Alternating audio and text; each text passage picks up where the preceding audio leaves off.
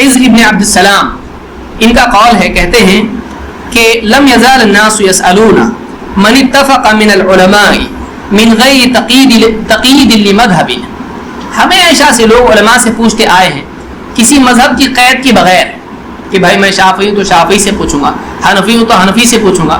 ہمیشہ سے لوگ پوچھتے آئے ہیں علماء سے، لیکن کبھی وہ مذہب کی قید کی بنیاد پر نہیں پوچھتے رہے. پہلے سے یہ طریقہ چلا آ رہا ہے. ولا انکار علی احد من السائلین، اور نہ کسی پوچھنے والے پر کسی نے انکار کیا کہ آپ ان سے کیسا پوچھ رہے، آپ اپنے علماء سے پوچھنا چاہیے، ایسا کوئی انکار سلف میں نہیں تھا.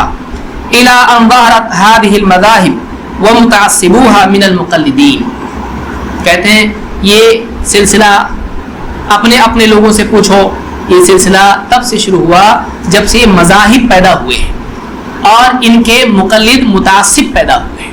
متعصب ضدی، طرفداری بلا دلیل طرفداری کرنے والا.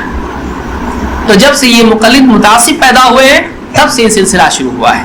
فإن أحدهم يتبع إمامه مع بعد مذهبه عن الأدلة مقلدا له فيما قال كأنه نبيا أرسل.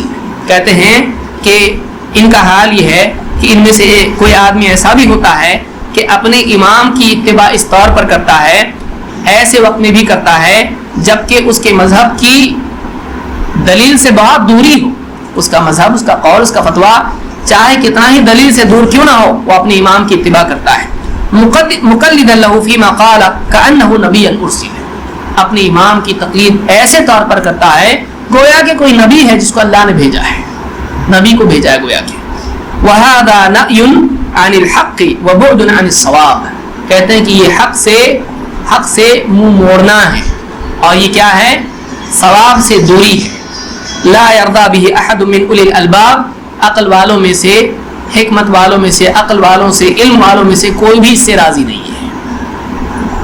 تو یہ سلف کا طریقہ نہیں ہے کہ صرف فلاں عالم سے یا فلاں مذہب والوں سے پوچھنا چاہیے، یہ سلف کا طریقہ نہیں ہے. حجت اللہ البالغہ میں شاہ ولی اللہ دہلوی نے یہ قول ذکر کیا ہے. حجت اللہ البالغہ میں آپ دیکھ سکتے ہیں جلد 1 صفحہ نمبر 264 پر.